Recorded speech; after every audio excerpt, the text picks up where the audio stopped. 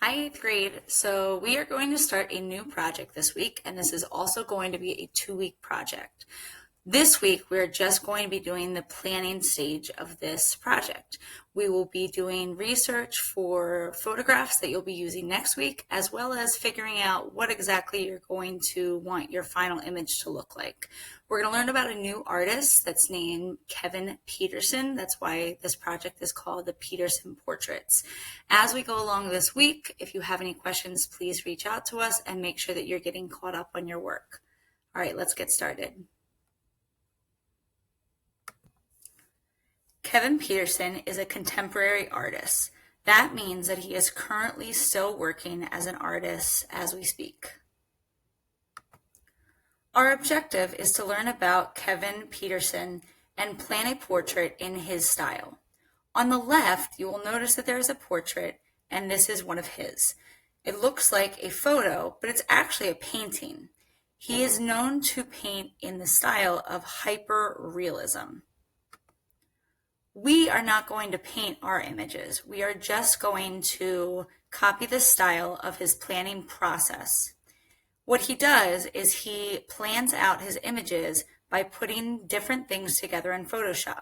He will take pictures specifically of kids or people or animals in certain positions, and then he goes into Photoshop and finds a way to put it together the way that he wants to. He uses Photoshop. However, we won't have access to Photoshop. We will be using a website called Pixlr, P-I-X-L-R. We won't be using that until next week, though, and I'll show you how to use it. He makes the picture on Photoshop, and then he paints it to where it looks just like the photo itself. We will only be making the photo part of this and creating a photo editing project. In his painting on the left, we see a little girl, a bear, and a background. Again, we see a little girl, this big animal, and background full of chaos. On the right, we see a student example where we have the girl, we have the background full of chaos, and we have the animal. So the big picture, you have to find a background that represents chaos, an animal that represents one of your strengths, and a picture of you. This is the painting that made Kevin Peterson famous. When he started, he was just a painter, and he would put his art up on Instagram. However, one day, a famous band, Red Hot Chili Peppers, I don't know if you've ever heard of them, but they were around in the 90s and early 2000s. They saw his artwork and they really liked it, and they asked him to take it down off of Instagram so that they could buy it. And they decided that they liked it so much that they used it for their album cover, for their album Getaway. Then he got noticed by a lot of other people and made money continuing to work in his own style. The style that he is working in is this idea of a theme. The theme being that there is a little girl or a child walking through an environment that is not clean nor comfortable, but the child is not scared, and not even next to the black bear. They're not scared of the animals, and they're not scared of the environment. They're showing perseverance. The animals often symbolize the strengths of the child, the strengths that it would take the child to get through adversity. I found this quote from Kevin Peterson. The painting depicts the strength that it takes growing up in the world today, those traumas that it takes to get through it, and to survive and thrive. If you look at this painting, the bear is big, it's scary, it's strong, it's intimidating, but she's not afraid. The bear is actually representing her strength and her ability to fight the adversity that is in front of her. This is the form of strength that she takes with her. The raccoon is a symbol of being clever. They're able to get in and out of things. They're able to make their way and find food wherever they want to. So they are representing her being clever to be able to get through this environment. The fox is sly.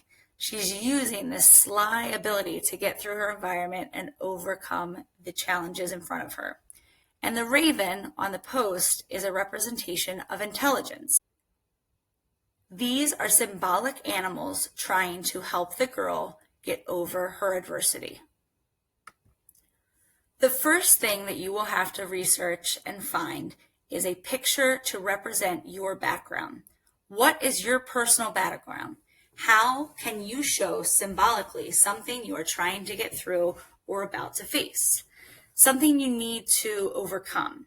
We are all stuck at home right now. Maybe a picture to represent that idea of being stuck and incapable of leaving. Maybe it's online learning. Maybe your background will have computers in it. Or maybe you'll find a picture like Peterson where we have an abandoned, chaotic environment. It's up to you. It should really represent your struggle.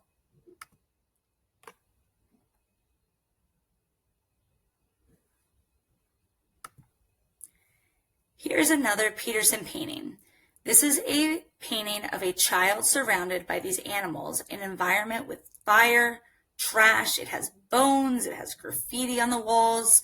She is using these animals to help her get through this adversity. Here we see the introduction of a wolf. A wolf represents the idea of a pack animal, someone that works together to do everything. It can be fierce and intense. However, she's not afraid of it. We also see the repetition of the bear and the raccoon. Notice that she's actually petting the bear. She's engaging with it as a part of her environment and a part of her struggle. The next picture that you will have to collect will be a picture of yourself. In all of the pictures that we've looked at, the children are moving forward and are not scared. How are you going to show yourself moving forward? Are you going to be walking, running, standing? What direction will you be facing? One thing that you should think about is this should not just be your face. This should be either your full body or at least your waist up, because you want to have some ability to manipulate this image. Remember, you are going to be interacting with the animal that you chose as well. You have to think about this before you take your picture. Plan out how you're going to interact with your animal so you know how to pose when you get your picture taken. I definitely recommend trying to get someone to help you so that you have a better picture for the outcome. Here is another painting done by Peterson. If you look at the girl, she is pointing aggressively, staring intensely, and moving forward. She is standing next to a giant hyena, which is the number 2 carnivore I think there are. It is huge, it is strong, and it is smart. Unlike how Disney represents hyenas, they are very smart and they work together to get what they need. The third picture you will have to collect will be the picture of the animal. What symbol of power are you going to use to help you get through or face whatever lies ahead? By symbol of power, I'm talking about what animal. You can have more than one, but you have to have at least what animal. So what animal is going to represent your symbol of power?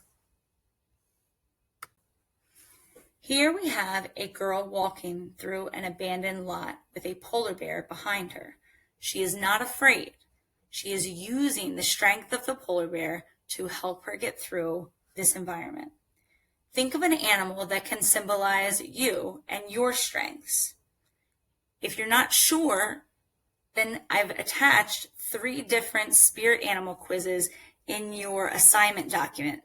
You don't have to do them, but they're kind of fun and it might help you come up with some ideas for what animals might best represent your strengths.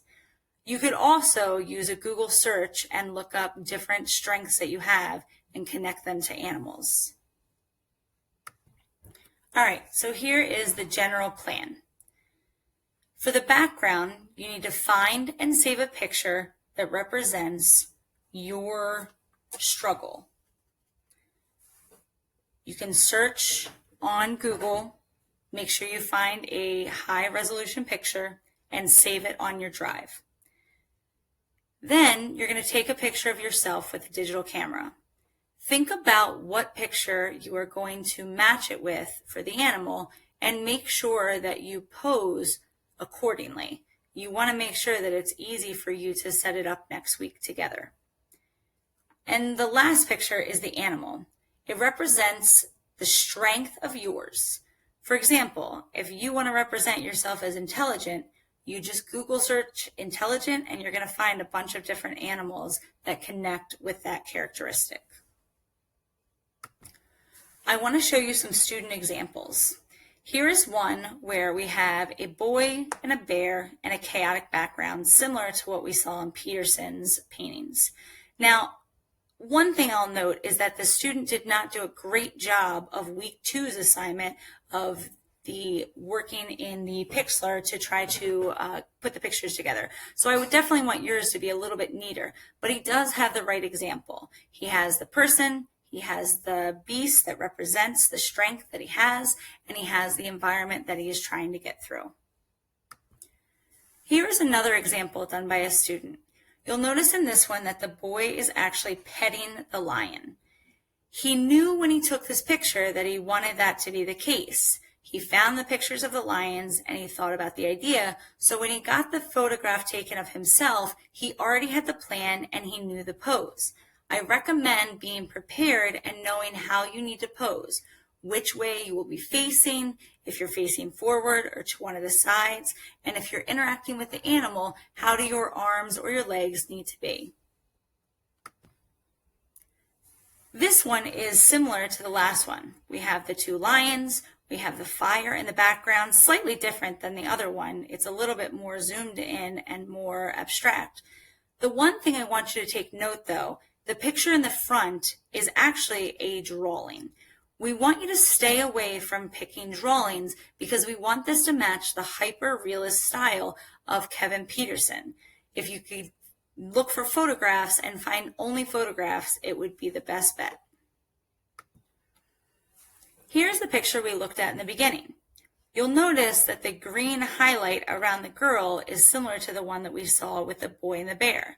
This is also an example of a student that needs to work a little bit more diligently and a little bit more slowly on the Pixlr account to make sure that they are working the two pictures together or three pictures together to make it look like one. I will show you how to do that next week, but it will take a little bit of practice and a little bit of time.